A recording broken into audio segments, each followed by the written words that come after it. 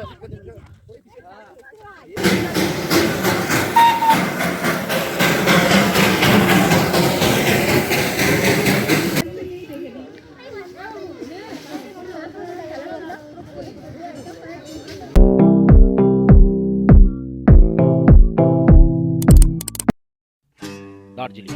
বাঙালির আবেগের জায়গা হলো দার্জিলিং।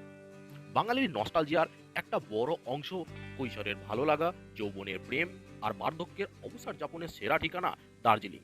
বিশেষ করে বাঙালির ভালোবাসার জায়গা দার্জিলিং, আর সেই ভালোবাসার টানে আজকে আমাদের ডেস্টিনেশন দার্জিলিং। আর আপনার হাতে যদি সময় কম থাকে তবে আপনি একদিনেও দার্জিলিং ঘুরে আসতে পারেন। শুনে হয়তো অবাক লাগছে, একদিনেও কি দার্জিলিং ঘুরে আসা সম্ভব? কিন্তু হ্যাঁ বন্ধুরা, একদিনে দার্জিলিং ঘোরা সম্ভব। আর শুধু সম্ভবই নয়, একদিনে আপনি 11টা ট্যুরিস্ট পয়েন্ট কভার করতে পারবেন। কিভাবে যাবেন, সবচেয়ে কম খরচে আপনি কিভাবে দার্জিলিং ট্যুর করবেন, সম্পূর্ণ গাইড নিয়ে আজকের ভিডিওটা নিয়ে এসেছি আপনাদের জন্য। তো ভিডিওটা শেষ পর্যন্ত দেখতে থাকেন। প্রথমেই বলে রাখি, আপনি যদি বাইরের থেকে আসেন, যেরকম মনে করেন কলকাতা, হাওড়া এসব দিক থেকে আসেন, তো আপনাকে প্রথমে নামতে হবে এনজিপি স্টেশনে। এনজিপি স্টেশন থেকে আপনি ডাইরেক্ট দার্জিলিংয়ের জন্য গাড়ি পেয়ে যাবেন, শেয়ার গাড়িও পেয়ে যাবেন বা প্রাইভেট রিজার্ভ গাড়িও পেয়ে যাবেন। তো আপনি যদি শেয়ার গাড়িতে যেতে চান তাহলে মাথা পিছু এনজিপি থেকে দার্জিলিং মোটামুটি 350 থেকে 380 টাকা ভাড়া নেবে। আর যদি মনে করেন আপনারা রিজার্ভ গাড়িতে যেতে চান তাহলে এনজিপি থেকে দার্জিলিং 3 থেকে 4,000 টাকা ভাড়া লাগবে। বন্ধুরা, রিজার্ভ গাড়ির ভাড়া কম বেশি হতে পারে সিজন ওয়াইজ, ঠিক আছে। শেয়ার গাড়ির ভাড়া কম বেশি মোটামুটি একই রকম থাকে।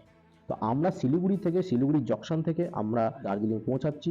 তো শিলিগুড়ি জংশন থেকে যারা দার্জিলিং পৌঁছাতে চান তাদের জন্য বাসও রয়েছে, প্লাস শেয়ার গাড়িতে আপনারা যেতে পারেন। শেয়ার গাড়িতে যেতে চাইলে শিলিগুড়ি বাস স্ট্যান্ড থেকে দার্জিলিংয়ের ভাড়া পড়ে 250 টাকা। তো পাহাড়ের চড়াই উঠতে উঠতে আমরা পৌঁছে গেলাম কার্শিয়াং। ওই যে দূরে দেখা যায় কার্শিয়াংয়ের টাওয়ার। বন্ধুরা, কার্শিয়াং সিটিটা পাহাড়ের এপার থেকে ভারী সুন্দর দেখা যাচ্ছে।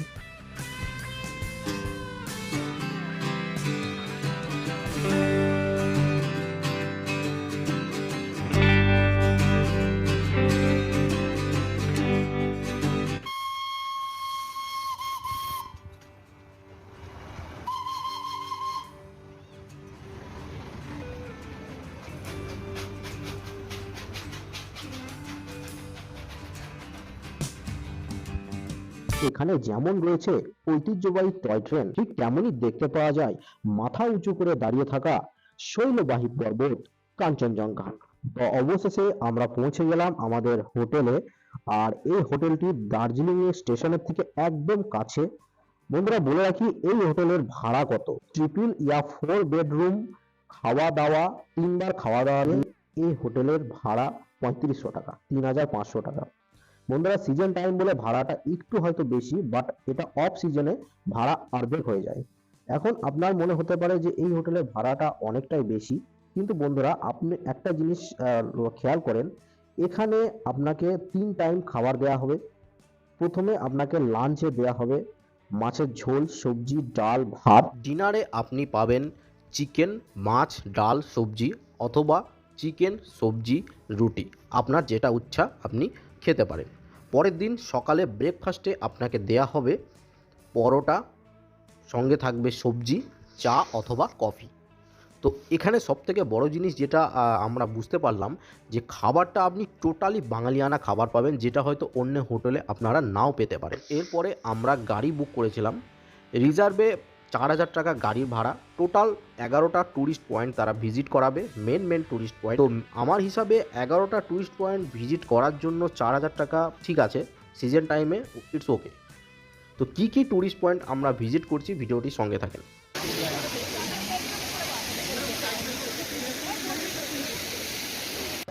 তো ভোর 3টের সময় বেরিয়ে চলে আসলাম সেই চির প্রতীক্ষিত দার্জিলিং ট্যুরিজমের সবচেয়ে আকর্ষণীয় জায়গা কাঞ্চনজঙ্ঘা দর্শন।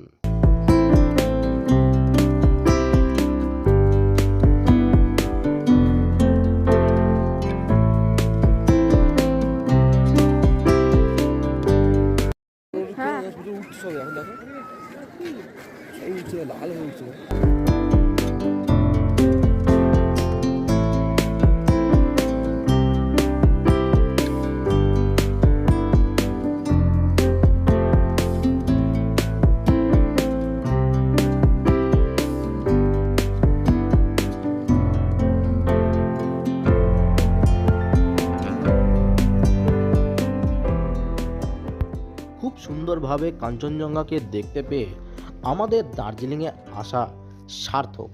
দার্জিলিং সফরের এই পর্বটা এখানেই শেষ করছি।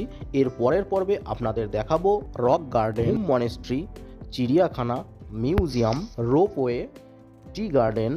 তো বন্ধুরা, আমাদের চ্যানেলটিকে সাবস্ক্রাইব করে পাশে বেল আইকনটি প্রেস করে দেবেন আর আমাদের চ্যানেলের সঙ্গে জুড়ে থাকবেন।